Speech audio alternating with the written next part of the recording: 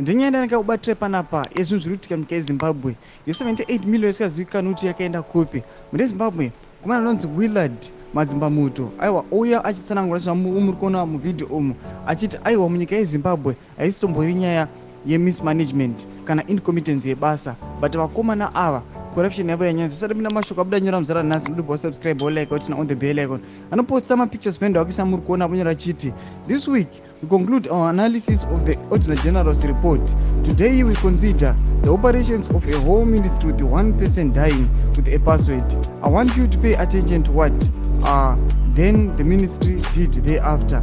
Ano yapanapa achitsangura nhau iri shocking yakaitika munyika yeZimbabwe zvinzi aiwa Auditor General report inouya yotaura kuti aiwa pane mari dziri ngodzi dzakabuda dzisizi kuzivikanwa dzirivi zviri kunzi pane munhu 1 akanga ane mapasswords the system the state ndiye aiziva kuti aiwa mafinancial flows aifamba sei ndobva makasevhewa zvinhu zvese mareceipts zvese ndozvaiva asi kunzi munhu iyeye akafa ndiye munhu aiziva mapasswords enyika. Panapa vari kuya chiti kunyange zvakadaro mhuri yeZimbabwe mukaunza kuti 7 million yese haisi kuzivikanwa kuti 78 million yese aizivikanwa kuti mari iyi yakashandei. Hapana munhu anzi aripo pazvinhu izvozvo, which means nyange tikati munhu 1 akafa nemapassword but zvinhu zvinowirirana zvinhu zvinosainiwa pasi. Tudze mafungiro enyu muri kudipa musoro mashoko ake achiti nyika yeZimbabwe yaparara. Hapana kwatiri kuenda kana tichiona kuti maminista anouya achitiudza mastatements akadai. Pina comment section yedu tudze mafungiro enyu.